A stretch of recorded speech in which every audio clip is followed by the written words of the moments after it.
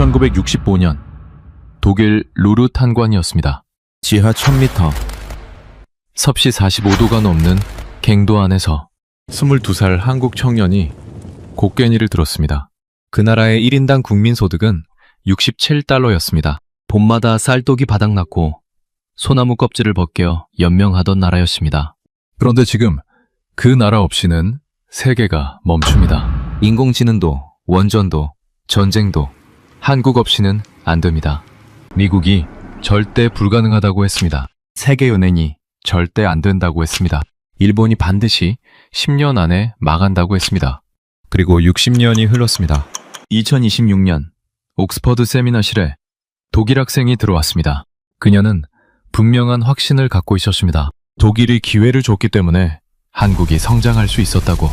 그런데 그 강의실에서 한국인이 쓴 편지가 낭독됐습니다. 죽기 전에 단 한 번만 이름을 불러달라는 81세 노인의 편지. 아이 돌반지를 나라에 바친 어머니의 고백. 끝내 역사에 기록되지 못한 선장의 분노.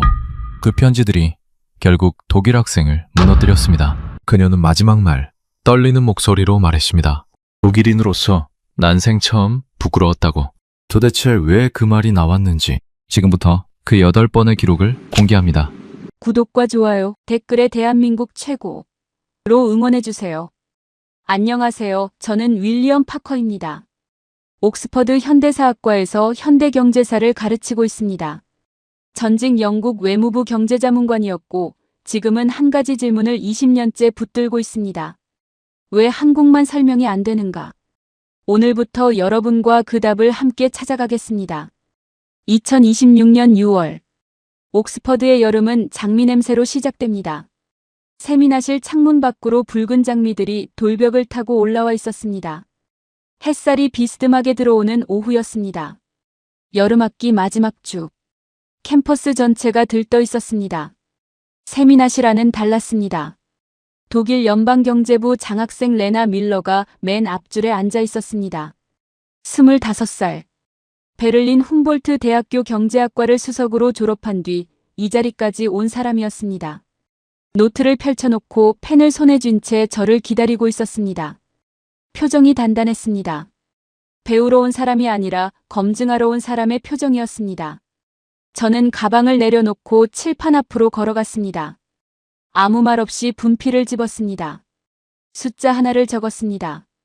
67달러. 그게 전부였습니다. 설명도 맥락도 없이. 그리고 돌아서서 강의실을 천천히 둘러봤습니다. 어느 나라의 1953년 1인당 국민소득인지 아는 사람 있습니까? 침묵이 흘렀습니다. 아무도 손을 들지 않았습니다. 레나가 먼저 입을 열었습니다. 아프리카 최빈국입니까? 고개를 저었습니다. 레나의 눈썹이 살짝 올라갔습니다. 그러면 동남아시아 어딘가입니까? 1950년대면 식민지에서 막 독립한 나라들이 많았으니까요. 또 고개를 저었습니다. 저는 아무 말 없이 칠판에 두 번째 숫자를 적었습니다. 1880억 달러. 그리고 말했습니다. 이게 같은 나라의 2026년 반도체 수출 전망치입니다. 세미나실이 얼어붙었습니다. 레나가 손을 들었습니다. 교수님, 두 숫자가 같은 나라라고요? 그게 가능합니까? 저는 고개를 끄덕이며 칠판에 이름을 썼습니다. 대한민국. 레나가 잠시 멈췄습니다. 그리고 말했습니다. K-팝의 나라군요. 삼성 스마트폰. 물론 알고 있습니다. 하지만 교수님, 솔직히 말씀드리면 한국의 성장은 특수한 케이스입니다. 냉전이라는 특수한 상황에서 미국이 전략적으로 밀어준 나라잖습니까? 그리고 독일이 한국 젊은이들에게 일자리를 줬습니다. 그 외부의 도움이 없었다면 67달러에서 출발한 나라가 어떻게 여기까지 왔겠습니까? 일반화할 수 없는 사례입니다. 저는 그 말을 기다리고 있었습니다. 레나, 외부의 도움이 있었던 건 사실입니다. 그런데 한 가지 물어보겠습니다. 같은 시기에 같은 도움을 받은 나라들이 있었습니다. 지금 어디 있습니까? 저는 칠판에 이름들을 적었습니다. 가나, 필리핀, 말레이시아, 나이지리아. 1950년대 이 나라들은 한국과 비슷하거나 더 높은 출발선에 서 있었습니다. 특히 나이지리아는 1956년에 석유까지 발견됐습니다. 한국에는 없는 자원이었습니다. 미국의 영향권 아래 있었다는 점도 비슷했습니다. 그런데 지금 이 나라들의 1인당 국민 소득을 아십니까? 레나가 입술을 굳혔습니다. 저는 칠판의 숫자들을 차례로 적었습니다. 가나 2,200달러, 필리핀 3,900달러, 말레이시아 12,000달러, 나이지리아 2,100달러, 그리고 한국 33,000달러 같은 비가 내렸습니다. 그런데 어떤 밭에서는 수확이 나왔고 어떤 밭에서는 나오지 않았습니다. 비가 문제입니까? 밭이 문제입니까? 잠시 멈추고 말했습니다. 세계은행 보고서에는 기술이 있는지 자본이 있는지를 측정하는 칸이 있었습니다. 그런데 단 하나 측정하지 못한 칸이 있었습니다. 다시는 이런 꼴을 당하지 않겠다는 집착.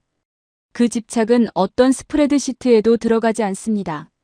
그래서 전문가들이 전부 틀렸습니다. 레나가 노트를 내려다봤습니다. 그러나 곧 고개를 들었습니다. 교수님, 그래도 한국은 단일민족 국가라는 특수성이 있습니다. 사회적 결속력이 남달랐던 거 아닙니까? 다민족 국가에는 적용이 안 되는 모델입니다. 저는 미소를 지었습니다.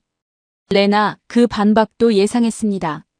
그런데 단일민족이라서 성공했다면 같은 단일민족인 북한은 왜 지금 그 자리에 있습니까? 같은 민족이, 같은 언어가, 같은 문화가 38선 하나를 경계로 이렇게 달라진 겁니까? 강의실이 조용해졌습니다. 레나가 펜을 내려놓았습니다. 처음으로 뭔가를 받아 적는 것을 멈추고 저를 바라봤습니다. 저는 말했습니다. 오늘 이 자리에 함께 해주시는 분들께 편지가 한 통 왔습니다. 강의를 시작하기 전에 읽어드리겠습니다. 저는 봉투를 꺼냈습니다. 그리고 천천히 읽었습니다. 저는 올해 73입니다. 1953년생이에요. 제가 태어나던 해가 바로 그 67달러 시절입니다. 어릴 때 봄이 되면 어머니가 부엌에서 한숨을 쉬셨어요. 쌀독이 바닥나는 계절이었거든요. 소나무 껍질을 벗겨서 죽을 쓰셨습니다. 그게 밥이었어요. 그런데 지금 제 손녀가 아이패드로 유튜브를 봅니다. 그 아이패드 안에 들어가는 반도체가 우리나라 거라고 하더군요. 제가 살아있는 동안 이런 나라가 될 줄은 몰랐습니다. 근데 있잖아요, 선생님. 그게 저절로 된 게 아니에요. 우리 어머니가 그 소나무 껍질 죽을 드시면서도 자식 공부는 포기 안 하셨거든요.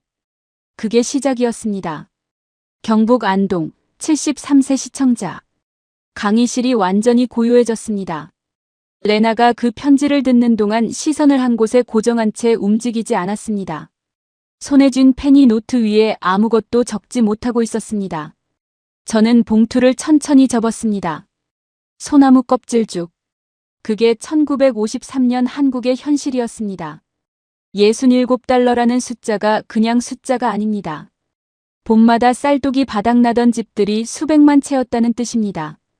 그런데 그 어머니가 한 가지를 포기하지 않았습니다. 자식 교육이었습니다. 먹을 게 없어도 공부는 시켰습니다. 그 선택이 어디서 나왔는지 오늘부터 하나씩 보겠습니다. 레나가 조용히 물었습니다. 교수님, 그 선택이 정말 한국만의 것이었습니까? 다른 나라 어머니들도 그렇게 하지 않았습니까? 저는 고개를 끄덕였습니다. 좋은 질문입니다. 다른 나라 어머니들도 그렇게 했습니다. 그런데 한국이 달랐던 건 그 교육이 어디로 향했느냐는 겁니다. 다음 시간에 그 이야기를 하겠습니다. 독일과 깊이 연결된 이야기입니다. 레나의 표정이 미묘하게 바뀌었습니다. 독일이라는 말에 몸을 살짝 앞으로 기울였습니다. 창밖으로 장미꽃잎 하나가 바람에 떨어졌습니다. 붉은 꽃잎이 옥스퍼드의 회색 돌바닥 위에 내려앉았습니다. 아무도 그걸 보지 않았습니다. 모두 칠판의 숫자들을 바라보고 있었습니다. 67달러에서 1880억 달러로. 그 간격 속에 무엇이 있었는지. 지금부터가 시작이었습니다. 두 번째 강의였습니다. 옥스퍼드의 6월 오후. 어제보다 햇살이 더 강했습니다. 세미나실 창문으로 들어오는 빛이 테이블 위에 길고 밝은 선을 만들었습니다. 창밖 장미들이 바람에 천천히 흔들렸습니다. 꽃잎 몇 개가 유리창에 붙었다가 미끄러져 내렸습니다. 레나는 어제보다 일찍 도착해 있었습니다. 노트를 펼쳐놓고 뭔가를 적고 있었습니다. 어젯밤에 조사해온 것들이 있는 듯 했습니다. 표정이 어제보다 더 단단했습니다. 준비해온 사람의 표정이었습니다. 저는 오늘 가방 대신 낡은 서류 봉투 하나를 들고 왔습니다. 자리에 앉지 않았습니다. 칠판 앞에 서서 레나를 포함한 수강생들을 천천히 둘러봤습니다. 그리고 말했습니다. 1963년. 한국에 돈이 없었습니다. 전쟁이 끝나고 10년이 지났는데 여전히 가난했습니다. 문제는 외화였습니다. 달러 같은 외국 돈이 없으면 해외에서 아무것도 살 수 없습니다. 기계도 기술도 원자재도. 나라를 키우려면 돈이 필요한데 그 돈을 벌 방법이 없었습니다. 팔 것이 없었습니다. 자원도 없었습니다. 기술도 없었습니다. 브랜드도 없었습니다. 한국에게 남은 건 단 하나였습니다. 사람이었습니다. 레나가 즉각 손을 들었습니다.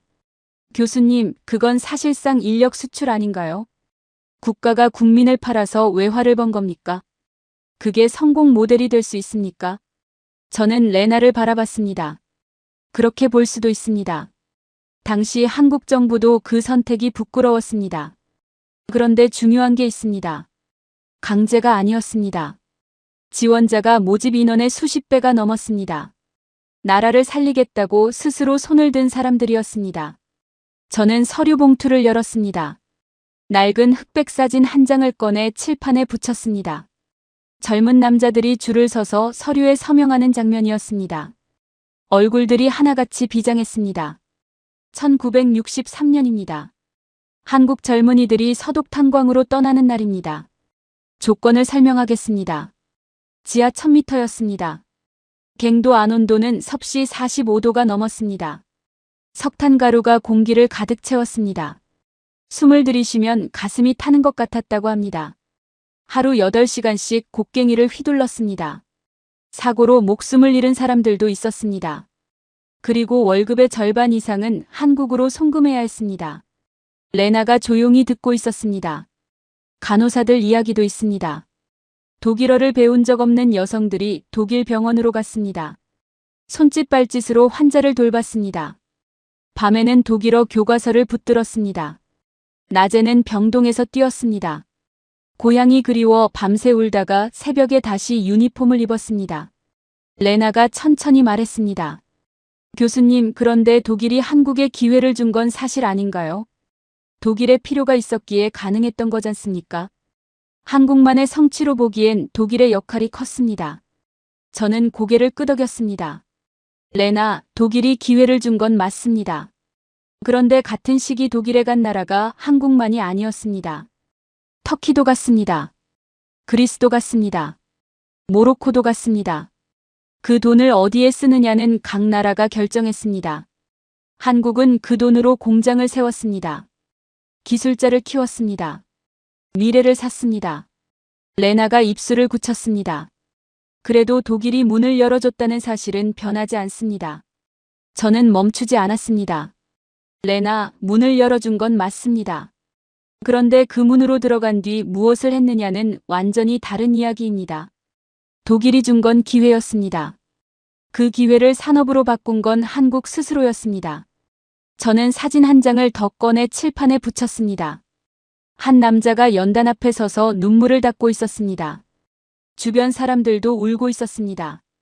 1964년 12월 10일입니다. 서독 함보른 탄광 강당. 박정희 대통령이 파견 광부들과 간호사들을 만났습니다. 저는 잠시 멈췄습니다. 박정희 대통령이 연설을 시작했습니다. 준비한 원고가 있었습니다. 그런데 읽다가 목이 메었습니다. 우리가 못 살아서 여러분이 이 먼 곳까지 왔다고. 나라가 여러분한테 미안하다고. 말이 끊겼습니다. 눈물이 흘렀습니다. 그러자 광부들이 울었습니다. 간호사들이 울었습니다. 리브케 서독 대통령도 손수건을 꺼냈습니다. 탄광 막장에서 버텨온 사람들이었습니다. 고향이 그리워도 참았던 사람들이었습니다. 그 눈물이 강당을 가득 채웠습니다. 레나가 시선을 내리깔았습니다. 한동안 아무 말도 하지 않았습니다. 저는 오늘 이 자리에 특별한 편지가 왔다고 말했습니다. 그리고 봉투를 꺼내 천천히 읽었습니다. 교수님께. 저는 1965년 22살에 독일로 갔습니다. 루르 탄광이었어요. 지하 1000m. 여름엔 갱도안이 섭씨 45도였습니다. 숨을 쉬면 석탄가루가 목에 걸렸어요. 3년 계약이었는데 저는 5년을 있었습니다. 돈을 더 모아야 했거든요. 월급의 절반은 꼬박꼬박 고향에 붙였습니다. 어머니 논 사드리려고요. 그런데 있잖습니까, 교수님. 제가 가장 서러웠던 건 막장이 아니었어요. 귀국하고 나서였습니다. 나라에서 우리한테 아무것도 안 해줬어요. 월남전 참전용사한테는 보훈연금 줍니다. 우리는 그 시절 나라 살리겠다고 목숨 걸고 막장에서 일했는데 이 나이가 되도록 단 한 번도 공식적으로 고맙다는 말을 못 들었습니다. 이제 저희 세대가 다 죽어갑니다. 죽기 전에 한 번만 나라가 우리 이름을 불러줬으면 합니다. 전남 광양 81세 파독광부 출신. 강의실이 완전히 멈췄습니다. 레나가 고개를 들었습니다. 눈이 달라져 있었습니다. 뭔가를 말하려다가 입을 다물었습니다. 다시 열었다가 또 다물었습니다. 저는 편지를 천천히 접었습니다. 그리고 말했습니다. 이분은 지금 81살입니다. 22살에 독일 땅 지하 1000m로 내려갔습니다.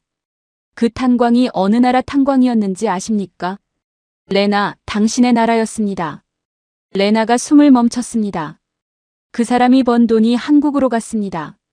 그 돈이 포항제 처리됐습니다. 그 철강으로 만든 배가 세계 바다를 누볐습니다. 그 배를 만든 기술이 지금 한국을 세계 1위 조선국으로 만들었습니다. 그런데 그 시작점에 서 있던 사람이 60년 뒤에도 고맙다는 말 한마디를 못 들었다고 합니다.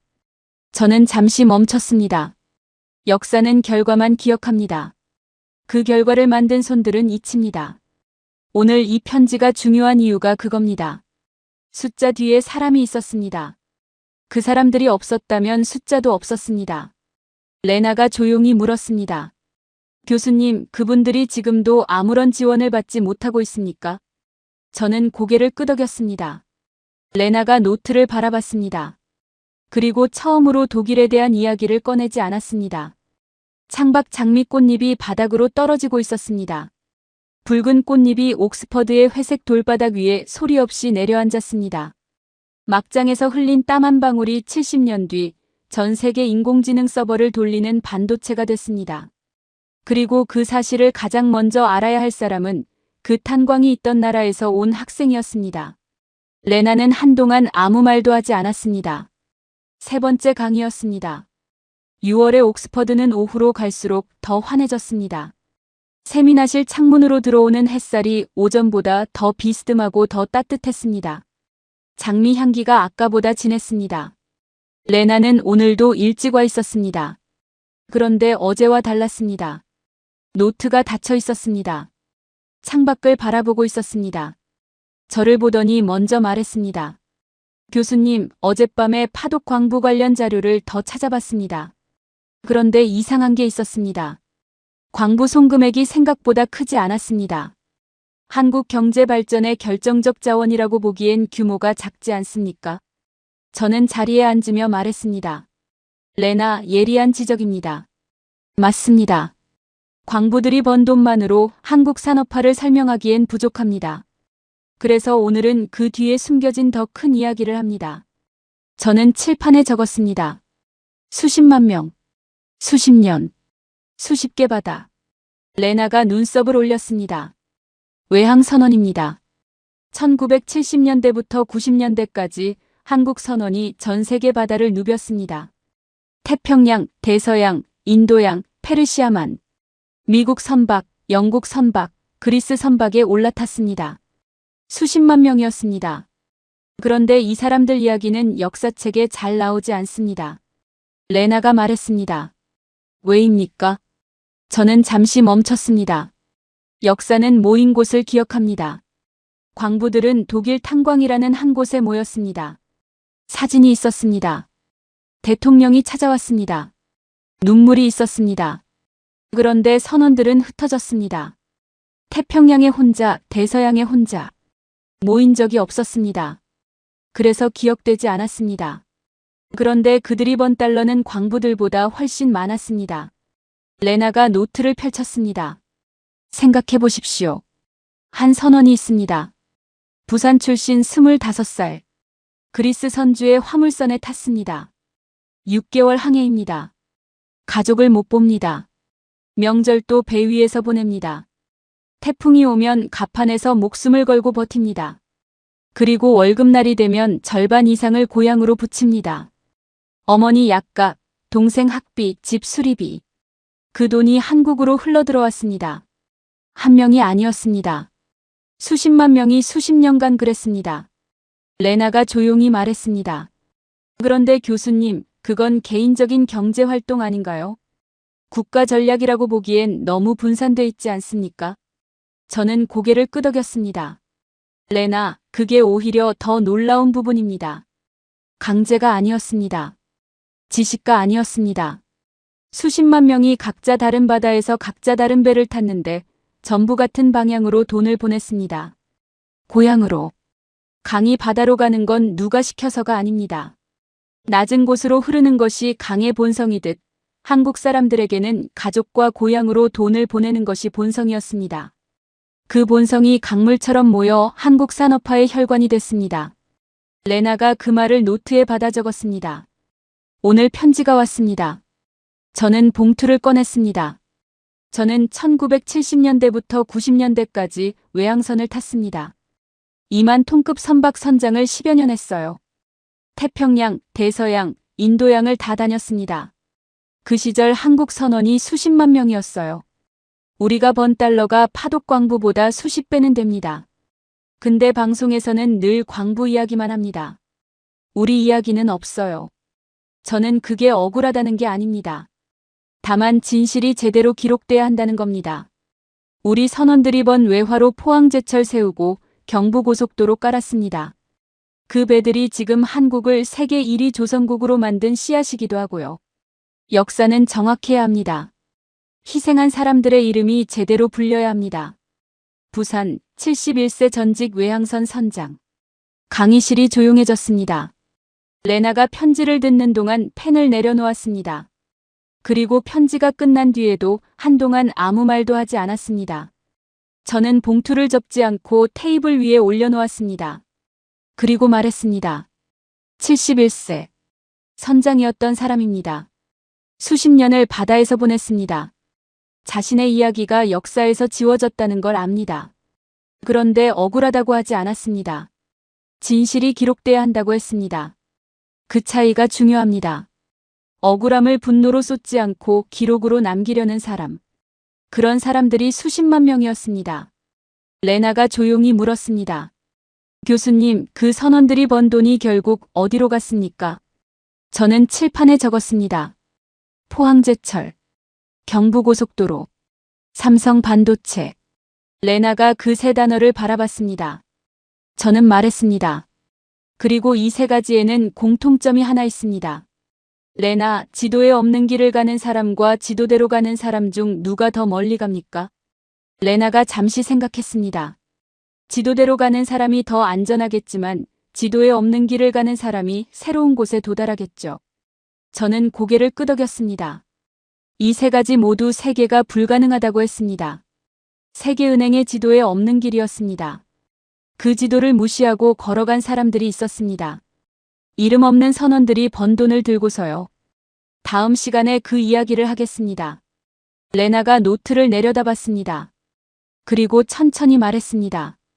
교수님, 그 선장이 억울하다는 말 대신 기록돼야 한다는 말을 썼다는 게 오래 남습니다.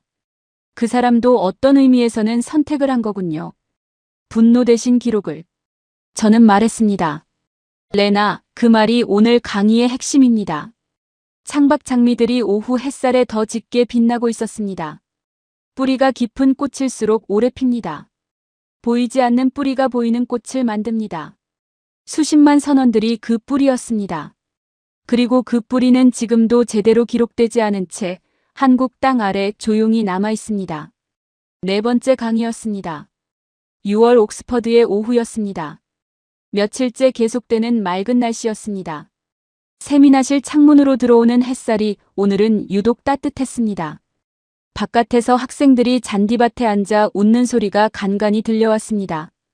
여름방학을 며칠 앞둔 캠퍼스 특유의 느슨하고 들뜬 공기였습니다. 세미나실 안은 달랐습니다. 레나는 오늘 노트 2권을 가져왔습니다. 어젯밤에 뭔가를 많이 찾아본 흔적이 역력했습니다. 표정이 사흘 전과 완전히 달라져 있었습니다. 처음 왔을 때의 단단함이 아니었습니다. 무언가를 붙들려는 사람의 긴장감이었습니다. 저는 오늘 칠판에 바로 적었습니다. 1970년 한국농촌 새벽 4시 그리고 돌아섰습니다. 닭이 울기도 전이었습니다. 그런데 마을이 움직였습니다. 강의실이 조용해졌습니다. 바깥에서 들리던 학생들 웃음소리도 잠시 멈춘 것 같았습니다. 새마을 운동입니다.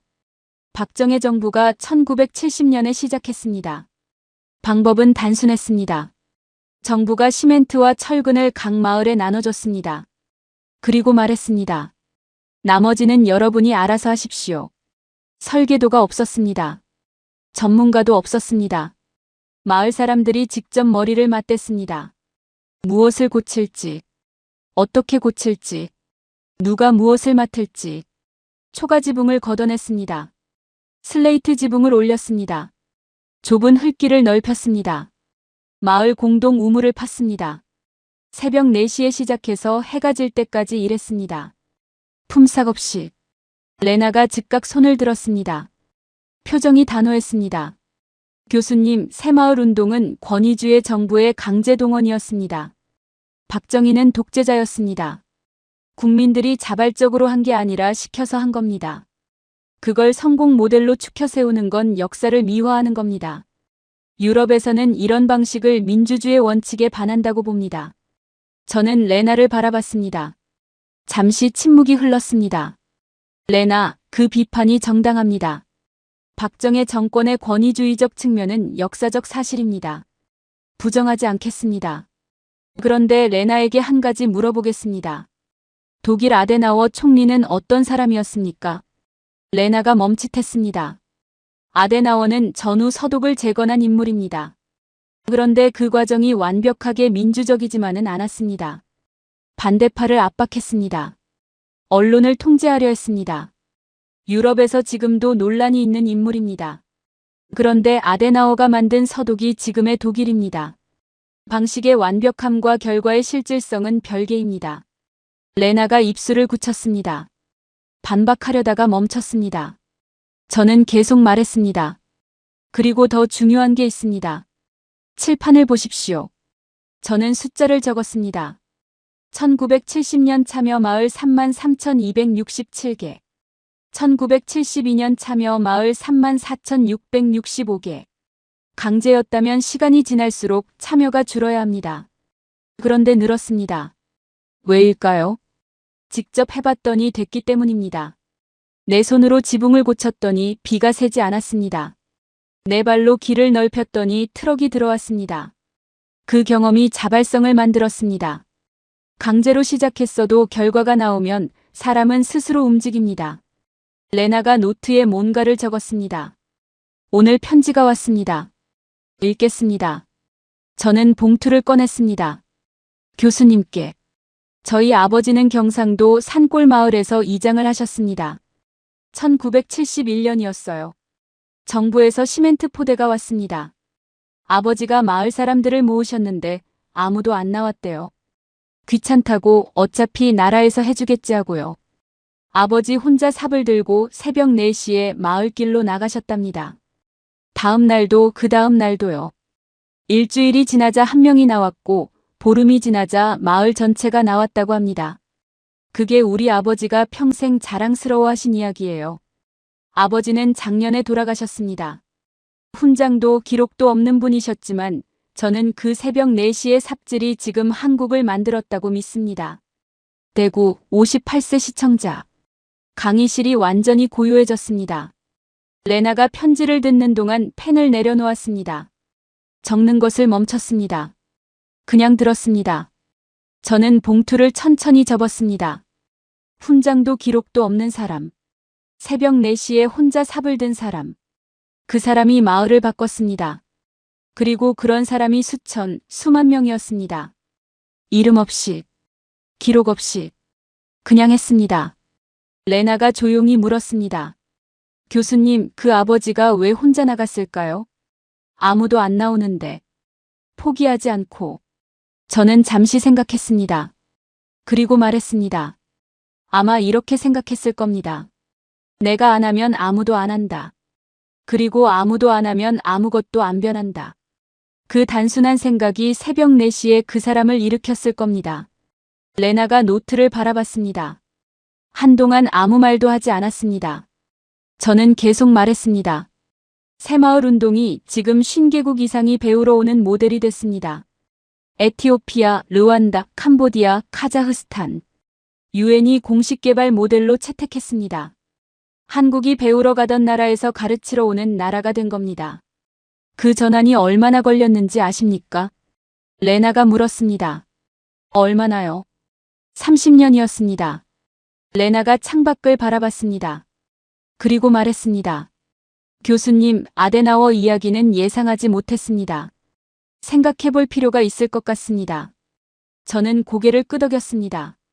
역사는 완벽한 방식으로만 만들어지지 않습니다. 그리고 새벽 4시에 혼자 삽을 든 그 아버지가 남긴 건 고쳐진 마을길이 아니었습니다. 레나가 물었습니다. 그러면 무엇입니까? 우리가 하면 된다는 믿음이었습니다. 그 믿음이 10년 뒤 공장으로 걸어 들어갔습니다. 거기서도 똑같이 생각했습니다. 더 빨리 만들 수 있다. 더 좋게 만들 수 있다. 어제보다 오늘 더 잘할 수 있다. 새벽 4시의 기억이 반도체 공장 안으로 걸어 들어간 겁니다. 레나가 펜을 집었습니다. 그리고 노트에 천천히 적었습니다. 저는 그 모습을 바라봤습니다. 사흘 전 검증하러 온 표정은 이미 없었습니다. 지금 레나는 뭔가를 이해하려는 사람의 얼굴을 하고 있었습니다. 창밖 잔디밭에서 놀던 학생들이 자리를 정리하기 시작했습니다. 해가 기울고 있었습니다. 장미 향기는 여전했습니다. 그런데 그 향기가 처음과 달랐습니다. 무겁고 깊었습니다. 새벽 4시에 혼자 삽을 든 사람의 이름은 어디에도 없습니다. 그런데 그 새벽이 쌓여서 지금의 한국이 됐습니다. 기록되지 않은 것들이 역사를 만드는 경우가 있습니다. 한국이 그랬습니다. 5번째 강의였습니다. 6월 옥스퍼드. 오늘은 아침부터 구름이 조금 끼어 있었습니다. 며칠째 계속되던 강한 햇살이 잠시 숨을 고르는 날이었습니다. 세미나실 창문으로 들어오는 빛이 어제보다 부드러웠습니다. 장미들은 여전히 피어 있었지만 꽃잎 끝이 조금씩 갈색으로 물들기 시작했습니다. 가장 화사했던 것들이 지기 시작하는 시간이었습니다. 레나는 오늘 가장 일찍 와 있었습니다. 노트가 이미 펼쳐져 있었습니다. 어젯밤에 적어온 것들이 빽빽했습니다. 저를 보더니 먼저 말했습니다. 교수님, 어젯밤에 새마을 운동 자료를 더 찾아봤습니다. 유엔 개발 보고서까지 읽었어요. 그런데 한 가지 이해가 안 됩니다. 새마을 운동이 농촌을 바꾼 건 알겠는데 그게 어떻게 반도체 산업으로 연결됩니까? 너무 먼 이야기 아닌가요? 저는 자리에 앉으며 말했습니다. 레나, 오늘 강의가 끝나면 그 질문의 답이 나올 겁니다. 그런데 그 전에 먼저 봐야 할 게 있습니다. 한국이 반도체를 만들기 전에 반드시 넘어야 했던 나라가 있었습니다. 레나가 몸을 앞으로 기울였습니다. 저는 칠판에 적었습니다. 1910년 8월 29일. 그리고 돌아섰습니다. 이 날짜가 무슨 날인지 아십니까? 레나가 생각하더니 말했습니다. 한일 병합조약이 체결된 날 아닌가요? 저는 고개를 끄덕였습니다. 맞습니다. 그날 대한민국이 지도에서 사라졌습니다. 일본 땅이 됐습니다. 그리고 36년간 이어졌습니다. 이름을 빼앗겼습니다. 한국 사람들은 일본식 이름을 써야 했습니다. 언어를 빼앗겼습니다. 학교에서 한국어를 가르치지 못했습니다. 쌀을 빼앗겼습니다. 한국에서 수확한 쌀이 일본으로 실려갔습니다. 한국 사람들이 굶는 동안 쌀배가 항구를 떠났습니다. 젊은이들을 빼앗겼습니다. 탄광으로 전쟁터로 끌려갔습니다. 임금 한 푼 받지 못한 채 레나가 조용히 말했습니다. 교수님, 독일도 폴란드를 점령했습니다. 프랑스를 점령했습니다. 그 잘못을 우리는 인정하고 배상했습니다. 일본은 어떻습니까? 저는 레나를 바라봤습니다. 레나, 그게 오늘 강의의 핵심입니다. 1945년 해방 당일 일본은 한국의 공장들에서 핵심 기계와 설계도를 가져갔습니다. 기술자들을 데려갔습니다. 빈 껍데기만 남겼습니다. 그리고 생각했습니다. 우리 없이는 아무것도 못할 것이라고. 그 이후에도 일본은 기술을 가르쳐 주지 않았습니다. 부품을 팔되 만드는 법은 알려주지 않았습니다. 핵심 소재를 팔되 제조 공법은 숨겼습니다. 한국을 영원한 하천국으로 묶어두려 했습니다. 레나가 말했습니다. 그러면 한국은 어떻게 기술을 얻었습니까? 저는 칠판에 적었습니다. 독학. 일본 기술자들을 개인적으로 접촉했습니다. 해외 논문을 모두 구해 읽었습니다. 실패를 반복하며 직접 깨쳤습니다. 그리고 결정적인 연료가 있었습니다. 분노였습니다. 36년간 빼앗겨 본 나라의 분노. 다시는 이런 꼴을 당하지 않겠다는 집착. 분노를 정치로만 쏟으면 싸움이 됩니다. 기술로 쏟으면 산업이 됩니다. 한국은 그 분노를 기술로 쏟았습니다. 오늘 편지가 왔습니다. 저는 봉투를 꺼냈습니다. 저희 할아버지는 징용으로 끌려가셨습니다. 일본 탄광이었어요. 해방되고 돌아오셨는데 임금을 한 푼도 못 받으셨대요. 빈손으로 돌아오셨습니다. 그 할아버지가 아버지한테 늘 하신 말씀이 있었다고 해요. 기술을 배워라. 기술이 있으면 아무도 못 빼앗는다. 우리 아버지는 공고를 나와 포항제철 1기 직원이 됐습니다. 할아버지가 임금 한 푼 못 받은 그 일본 탄광 기술을 아버지 세대가 직접 배우고 넘어서고 결국 추월했습니다. 저는 그게 진짜 복수라고 생각합니다. 총이 아니라 기술로 한 복수요. 포항 52세 시청자. 강의실이 한동안 조용했습니다. 레나가 그 편지를 듣는 내내 눈을 감고 있었습니다. 편지가 끝난 뒤에도 한동안 눈을 뜨지 않았습니다. 저는 말했습니다. 기술이 있으면 아무도 못 빼앗는다. 징용 피해자 할아버지가 손자에게 남긴 말입니다. 그 말이 포항제철이 됐습니다. 그 포항제철의 철강이 조선소로 갔습니다. 그 조선소가 세계 1위가 됐습니다. 할아버지의 한마디가 70년을 흘러서 세계를 바꿨습니다. 레나가 눈을 떴습니다.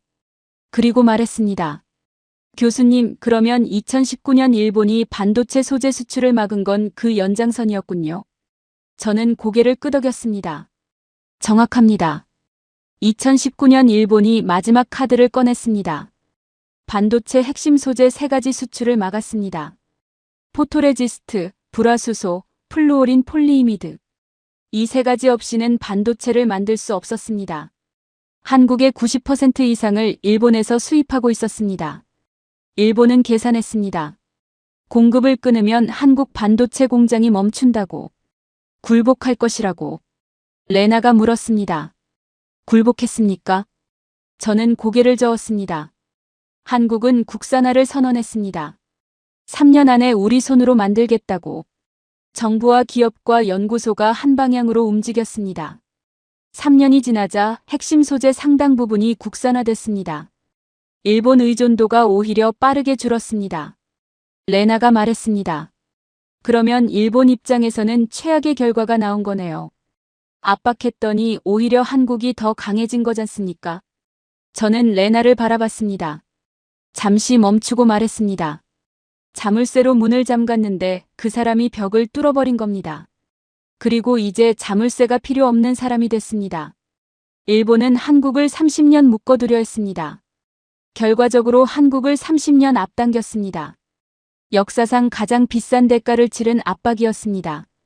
압박한 쪽이 치른 대가였습니다. 레나가 노트에 그 말을 받아 적었습니다. 그리고 조용히 말했습니다. 교수님, 독일은 전후의 잘못을 인정하고 배상했습니다. 그게 오히려 독일이 유럽에서 신뢰를 회복한 이유라고 배웠습니다. 일본은 그 선택을 하지 않았고 결과적으로 한국이 더 강해지는 빌미를 줬군요. 저는 고개를 끄덕였습니다. 레나, 그 말이 오늘 강의의 결론입니다. 분노는 에너지입니다. 그 에너지를 어디로 쏘느냐가 나라의 미래를 결정합니다. 한국은 그 에너지를 기술로 쏘는데 성공했습니다. 그리고 그 기술이 지금 일본이 따라오지 못하는 격차를 만들었습니다. 레나가 창밖을 바라봤습니다. 구름 사이로 햇살이 다시 비치기 시작했습니다. 갈색으로 물들던 장미 꽃잎들이 그 빛 아래서 다시 붉게 보였습니다. 레나가 혼잣말처럼 말했습니다. 총이 아니라 기술로 한 복수. 그 말이 세미나실에 오래 남았습니다. 6번째 강의였습니다. 6월 옥스퍼드. 오늘은 아침부터 흐렸습니다. 며칠간 계속되던 맑은 날씨가 드디어 무너지는 날이었습니다. 창문으로 들어오던 햇살이 없었습니다. 세미나실이 평소보다 어두웠습니다. 장미들은 여전히 피어 있었지만 빛이 없으니 색이 달랐습니다. 붉은 장미가 어두운 빨간색으로 보였습니다. 레나는 오늘도 일찍 와 있었습니다. 그런데 오늘은 노트가 닫혀 있었습니다. 두 손을 테이블 위에 모은 채 창밖을 바라보고 있었습니다. 저를 보더니 말했습니다. 교수님, 어젯밤에 2019년 일본 소재 규제 자료를 더 찾다가 1997년 이야기가 계속 나왔습니다. IMF. 오늘이 그 이야기입니까? 저는 자리에 앉았습니다. 오늘은 서지 않았습니다. 1997년 11월 21일. 레나가 조용히 말했습니다. 한국이 IMF에 구제금융을 요청한 날이군요. 맞습니다. 그날 한국 정부는 국제통화기금에 공식으로 손을 들었습니다. 외환 보유고가 바닥났습니다. 달러가 없으면 해외 빚을 갚을 수 없습니다. 기업들이 연쇄부도 직전이었습니다. 강대국들이 말했습니다. 한국 경제가 회복하려면 10년은 걸릴 것이라고. 레나가 말했습니다. IMF 구제금융 조건이 굴욕적이었겠군요. 경제 주권을 사실상 내놓는 거잖습니까? 저는 고개를 끄덕였습니다. 기업 구조 조정, 금융 개혁, 노동시장 유연화. 외부에서 경제 구조를 강제로 바꾸는 겁니다. 그런데 레나, 나라가 굴욕을 당하는 순간에 국민들이 어떻게 반응하는지가 그 나라의 진짜 얼굴입니다. 한국 국민들이 한 일이 있었습니다. 레나가 몸을 앞으로 기울였습니다. KBS 방송국이 1997년 12월 금 모으기 운동을 시작했습니다. 나라가 어렵다. 외화가 필요하다. 금을 가져와 달라고 방송했습니다. 강제가 아니었습니다. 그냥 방송 한 번 했습니다. 다음 날 새벽부터 사람들이 줄을 섰습니다. 어머니들이 장롱을 열었습니다. 결혼 반지를 빼서 상자에 담았습니다. 할머니들이 평생 간직해온 금비녀를 꺼냈습니다. 그리고 한 할머니가 있었습니다. 한국 전쟁 때 전사한 남편의 유일한 유품이 금반지였습니다. 40년 넘게 간직해온 것이었습니다. 그 반지를 가져왔습니다. 레나의 눈이 달라졌습니다. 350만 명이 참여했습니다. 금 227톤. 21억 달러. 3개월 만에. 레나가 즉각 말했습니다. 교수님, 경제적으로 합리적이지 않습니다. 개인이 금을 내놓아도 돌아오는 이익이 없잖습니까? 그리고 솔직히 말씀드리면 방송 한 번에 350만 명이 움직인다는 게 믿기지 않습니다. 집단적 동원이 있었던 거 아닙니까? 사회적 압력이요. 저는 레나를 바라봤습니다. 레나, 좋은 반박입니다. 그런데 사회적 압력이었다면 왜 할머니가 전사한 남편의 유품까지 가져왔겠습니까? 그건 압력으로 설명이 안 됩니다. 그리고 경제학으로도 설명이 안 됩니다. 그런데 한 가지로 설명이 됩니다. 레나가 물었습니다. 무엇입니까? 나라가 내 것이라는 감각입니다. 그 감각이 어디서 왔는지 아십니까? 36년간 나라를 빼앗겨 본 기억에서 왔습니다. 나라가 없으면 어떻게 되는지 뼈에 새겨진 사람들이었습니다. 그래서 계산이 나오지 않아도 반지를 뺐습니다. 오늘 편지가 왔습니다. 저는 봉투를 꺼냈습니다. 교수님께. 1997년 12월, 저는 31살이었습니다. 아이가 돌이 막 지났을 때예요. 남편이 다니던 회사가 부도났습니다. 우리한테 있는 거라고는 돌잔치 때 받은 아이 돌반지뿐이었어요. 금모으기 운동 소식을 뉴스에서 봤습니다. 솔직히 처음엔 망설였어요. 아이 거잖아요. 그런데 밤새 생각하다가 새벽에 남편을 깨웠습니다. 우리 이거 가져가자고요. 다음날 아침 줄이 너무 길어서 2시간을 기다렸습니다. 앞에는 70대 할머니가 계셨는데 보자기에 뭔가를 잔뜩 싸우셨더라고요. 뭐냐고 여쭤봤더니 돌아가신 영감 유품이라고 하셨어요. 625대 전사하신 분이라고. 그 말을 듣는 순간 저도 모르게 눈물이 났습니다. 우리 아이 돌반지가 부끄럽지 않았습니다. 인천 59세 시청자. 강의실이 완전히 멈췄습니다. 레나가 편지를 듣는 동안 눈을 감았습니다. 편지가 끝난 뒤에도 한동안 눈을 뜨지 않았습니다. 저는 봉투를 천천히 접었습니다. 625대 전사한 남편의 반지. 40년 넘게 간직한 유품.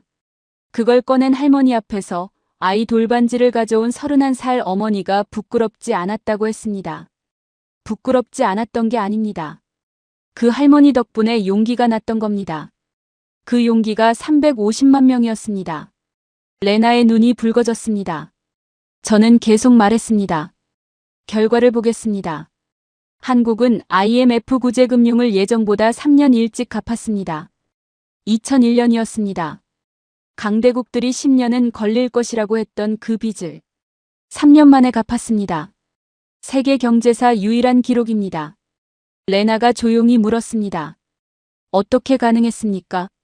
저는 말했습니다. 반도체, 자동차, 조선. 위기 속에서도 이 3가지 전략 산업은 포기하지 않았습니다. 구조 조정을 하면서도 핵심 기술 인력은 지켰습니다. 빚을 갚으면서 동시에 미래를 샀습니다. 생각해 보십시오. 집이 불탔습니다. 2가지 선택이 있습니다.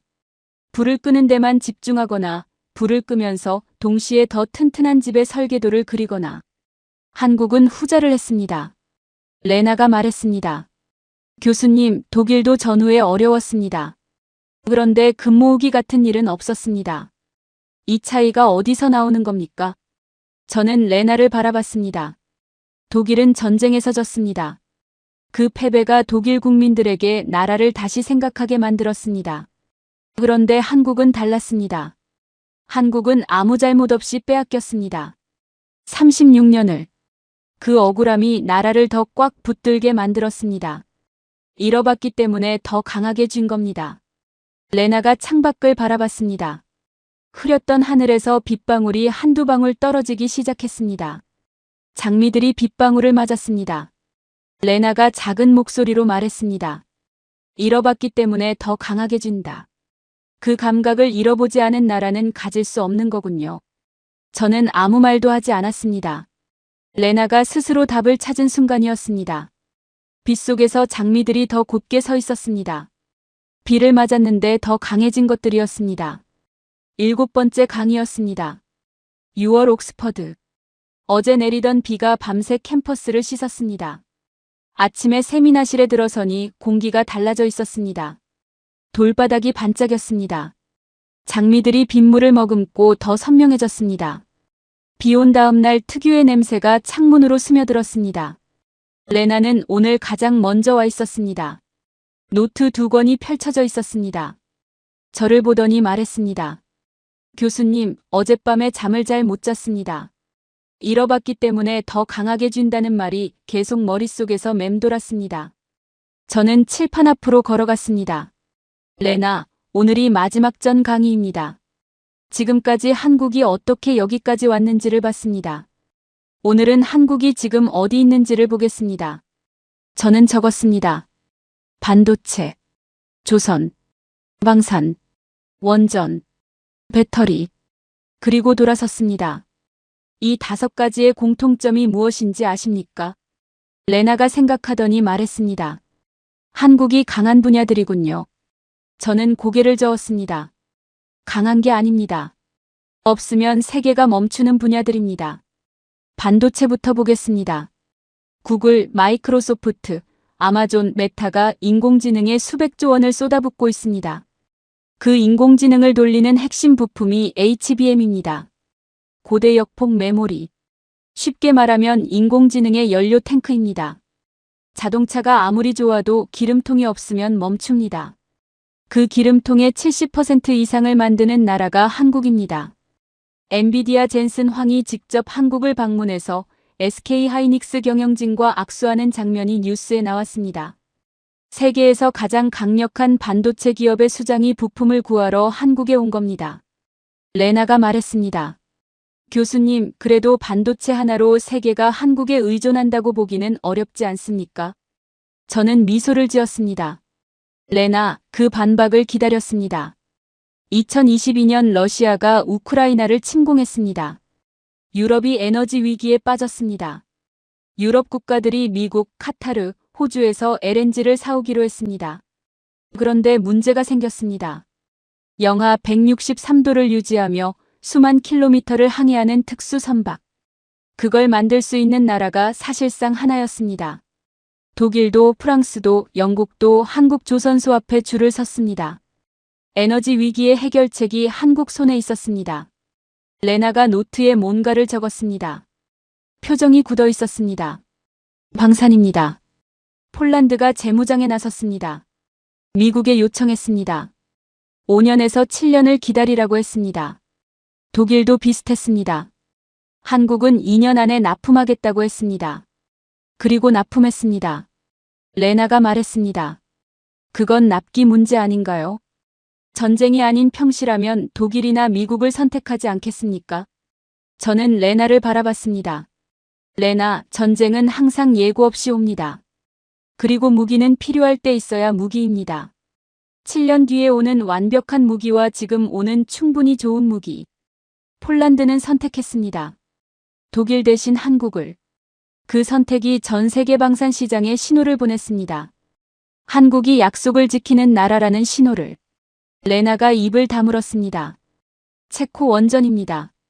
2025년 체코 정부가 원전 2기를 짓기로 했습니다. 유럽 역사상 최대 단일 건설 프로젝트. 26조 원.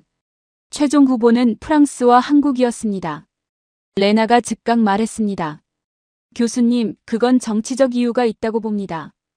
프랑스는 수십 년간 유럽 에너지 정책의 핵심이었습니다. 체코는 EU 회원국이고요. 같은 유럽을 두고 한국을 선택한 건 기술 경쟁만으로 설명이 안 됩니다. 그리고 솔직히 말씀드리면 프랑스가 원전 기술에서 한국보다 뒤처진다고 생각하지 않습니다. 저는 칠판으로 걸어갔습니다. 레나, 데이터로 보겠습니다. 핀란드 올킬로오토 프랑스 수주. 완공 예정 2009년. 실제 완공 2023년. 14년 지연. 영국 힌클리 포인트시 프랑스 수주. 비용 당초의 3배 초과. 완공 미정. UAE 바라카 한국 수주. 완공 예정 2020년. 실제 완공 2020년. 납기 100%. 저는 돌아서서 레나를 바라봤습니다. 레나, 지도가 아무리 정확해도 목적지에 도착 못하면 의미가 없습니다. 프랑스는 뛰어난 설계를 가졌습니다. 그런데 완공을 못합니다.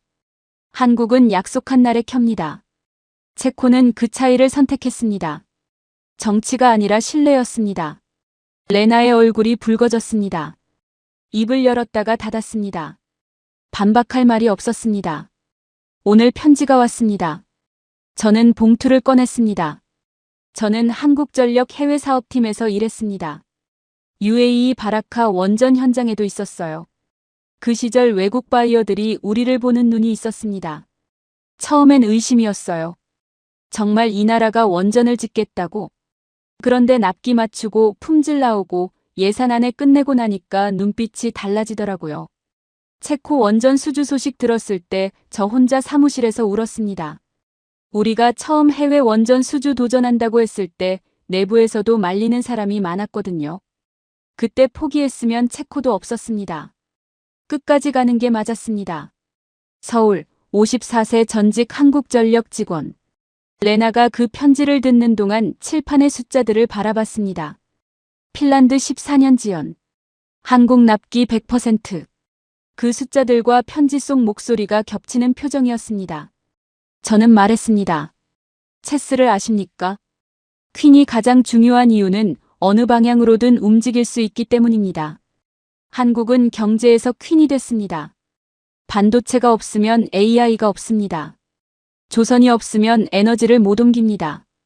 방산이 없으면 동맹을 지킬 수 없습니다. 원전이 없으면 탈탄소를 못합니다. 어느 방향을 막아도 한국이 필요합니다. 레나가 칠판을 바라봤습니다. 그리고 조용히 말했습니다. 교수님, 캐나다 잠수함 사업은 어떻게 됩니까? 독일과 한국이 최종 경쟁 중이라고 들었습니다. 저는 레나를 바라봤습니다.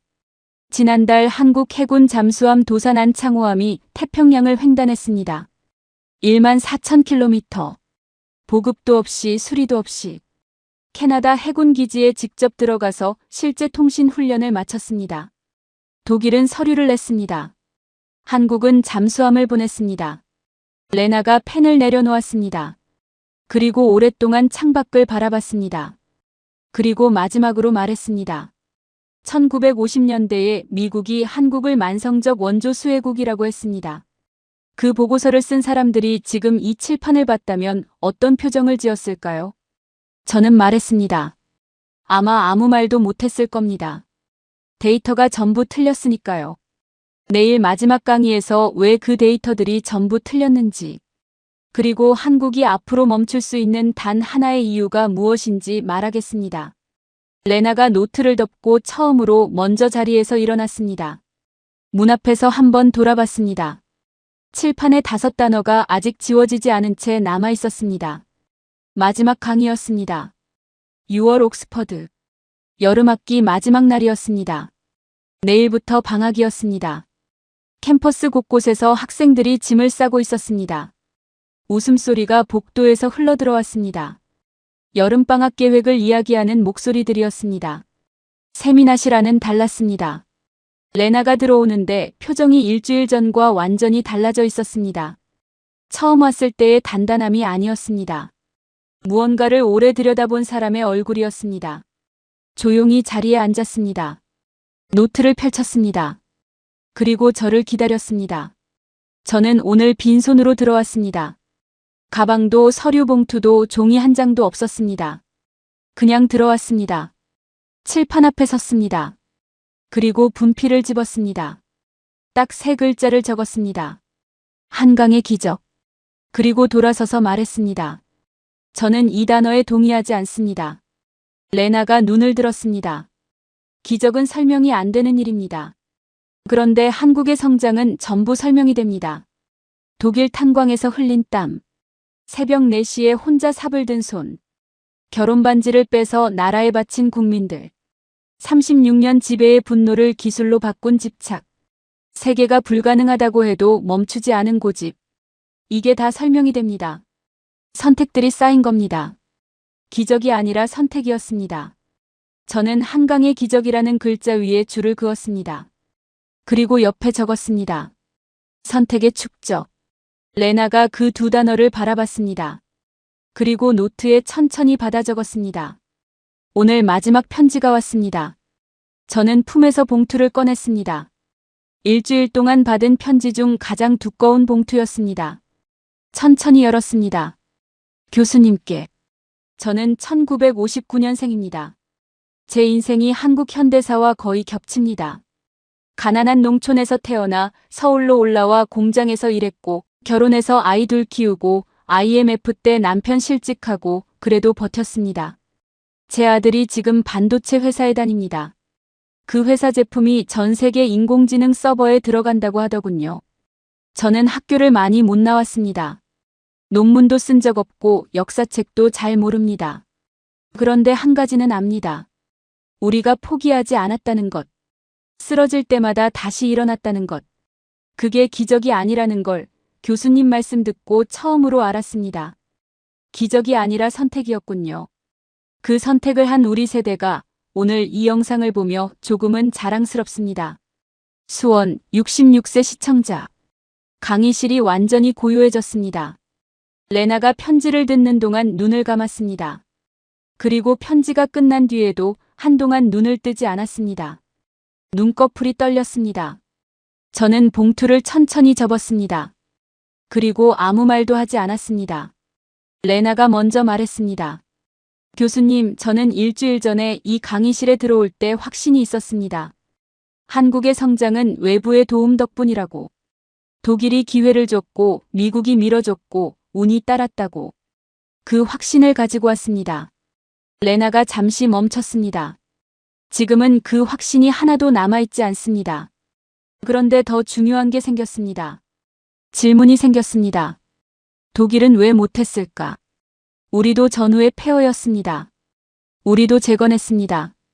그런데 왜 독일은 반도체를 못 만들고 조선에서 밀리고 원전에서 지고 잠수함 수주전에서 한국과 경쟁하게 됐을까요? 저는 레나를 바라봤습니다. 그리고 말했습니다. 레나, 그 질문이 오늘 강의의 진짜 결론입니다. 독일이 못한 게 아닙니다. 독일은 충분히 잘했습니다. 그런데 한국이 다른 종이었습니다. 잃어본 나라와 잃어보지 않은 나라의 차이입니다. 36년간 이름을 빼앗겨본 나라. 쌀이 없어서 소나무 껍질을 먹어본 나라. 그 나라 사람들이 가진 간절함은 데이터에 나오지 않습니다. 스프레드시트에 간절함을 넣는 칸이 없습니다.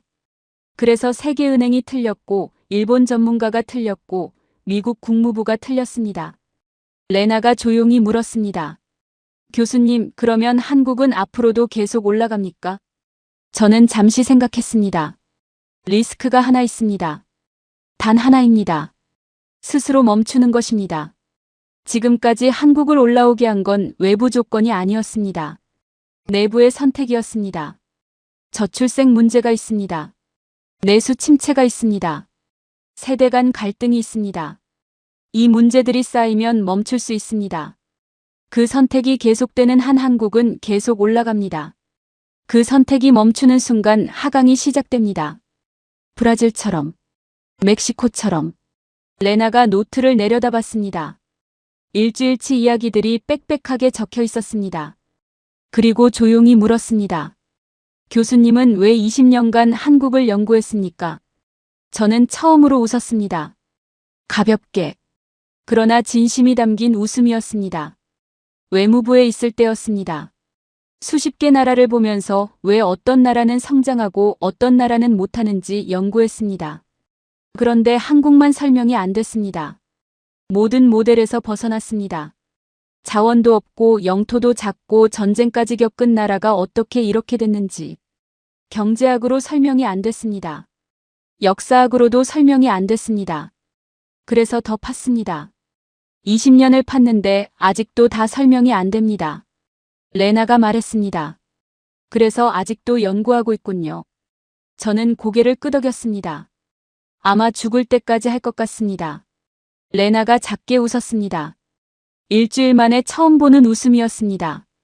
저는 칠판으로 걸어갔습니다. 그리고 마지막으로 적었습니다. 67달러 2026년. 그 화살표 하나가 모든 것이었습니다. 말씀드리겠습니다. 한국을 이해하고 싶다면 결과를 보지 마십시오. 선택을 보십시오. 독일 탄광으로 떠난 그 선택. 새벽 4시에 일어난 그 선택. 반지를 뺀 그 선택. 세계은행이 반대해도 밀어붙인 그 선택. 일본이 소재를 막았을 때 굴복하지 않은 그 선택. 그 선택들이 반복되는 패턴을 보십시오. 거기에 답이 있습니다. 저는 분필을 내려놓았습니다. 레나가 일어났습니다. 노트를 가슴에 안았습니다. 그리고 말했습니다. 교수님, 저는 독일로 돌아가면 이 강의를 다시 처음부터 읽을 것 같습니다. 그리고 독일 광부들한테 고맙다는 말을 한 번도 전하지 못한 나라에 대해서 독일 사람으로서 부끄럽다고 생각합니다. 그리고 그 부끄러움이 사라지기 전에 뭔가를 해야 할 것 같습니다. 저는 레나를 바라봤습니다. 그리고 말했습니다. 레나, 그 말이 이번 주 가장 값진 말입니다. 레나가 고개를 끄덕이고 문을 향해 걸어갔습니다. 문 앞에서 한 번 멈췄습니다. 칠판을 돌아봤습니다. 한강의 기적에 그어진 줄. 그 옆에 선택의 축적. 그리고 67달러에서 시작되는 화살표. 그리고 문을 열고 나갔습니다. 복도에서 방학을 앞둔 학생들의 웃음소리가 들렸습니다. 따뜻하고 가벼운 소리였습니다. 세미나실에 혼자 남았습니다. 저는 칠판을 바라봤습니다. 지우지 않았습니다. 67달러. 그 숫자에서 출발한 나라가 여기까지 왔습니다. 기적이 아니었습니다. 선택이었습니다. 그리고 그 선택을 한 사람들은 대부분 이름이 없습니다. 훈장도 없습니다. 기록도 없습니다. 그런데 세계가 지금 그 이름 없는 선택들 위에 서 있습니다. 창밖으로 6월의 마지막 햇살이 옥스퍼드 캠퍼스를 환하게 비추고 있었습니다. 장미들이 그 빛을 받아 마지막으로 빛나고 있었습니다. 일주일 내내 그 자리를 지켜온 장미들이었습니다. 내일이면 방학이었습니다. 캠퍼스가 비워질 것입니다. 그래도 장미들은 계속 피어 있을 것이었습니다. 아무도 없어도, 누가 보지 않아도. 그게 한국이었습니다. 영상을 끝까지 시청해 주셔서 감사합니다.